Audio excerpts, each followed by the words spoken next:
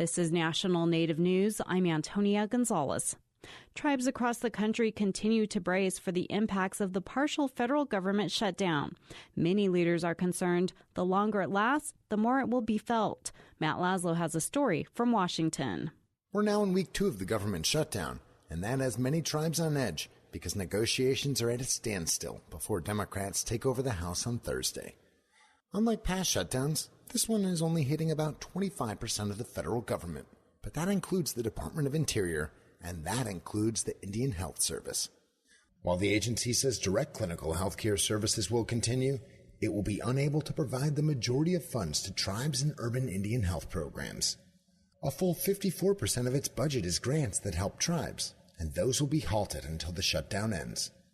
Virginia Democratic Senator Tim Kaine, who represents a lot of federal employees, says President Trump has led us to this point, and he keeps moving the goalposts. Now he's using federal workers as bargaining chips.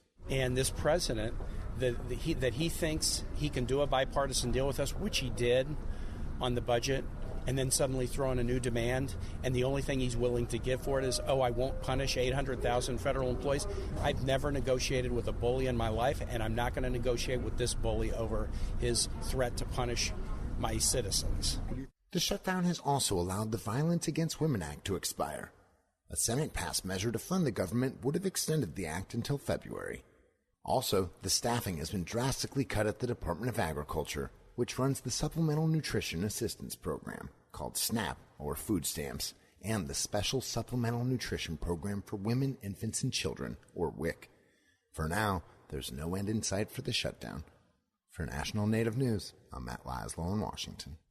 A memorial walk is planned New Year's Eve on the Northern Cheyenne Reservation for Henny Scott. The 14-year-old was missing for 3 weeks before a volunteer search party found her body Friday in Lame Deer, Montana. Her family told television station KULR they're praying for justice for Henny and other missing Indigenous women, saying they're dealing with these types of cases at alarming rates. A few years ago, a 21-year-old woman was found dead in a nearby location in Lame Deer. Authorities are investigating Henny's death. Earlier this month, a family member of a missing Native woman from the Blackfeet Reservation in Montana testified before a Senate committee about the lack of response to her sister's case. Families, advocates, and tribal leaders are calling on Congress, federal agencies, and law enforcement for resources and improvements in responding to cases of missing and murdered Indigenous women. Meanwhile, in Washington state, a meeting on missing and murdered Native women is scheduled to take place in Toppenish in January. The Yakima Herald reports this is the second Yakima County meeting on the issue after an October gathering. It will be led by the Governor's Office of Indian Affairs and the State Patrol. Similar meetings have been held across the state after legislation orders a study to determine how to increase reporting and investigation of missing Native women.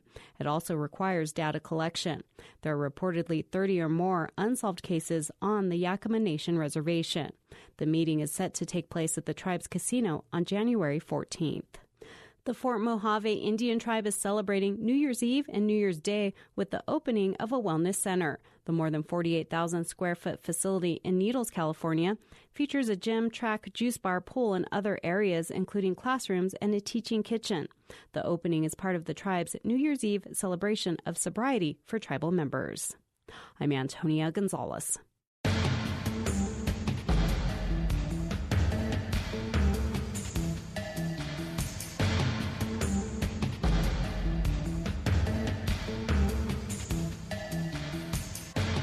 National Native News is produced at the Annenberg National Native Voice Studios by Kawanak Broadcast Corporation.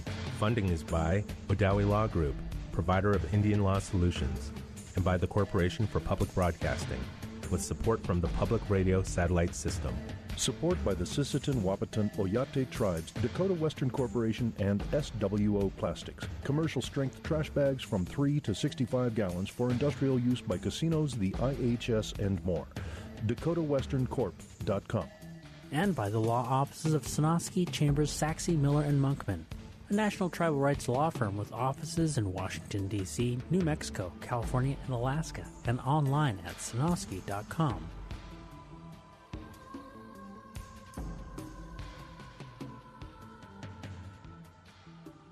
Native Voice One, the Native American Radio Network.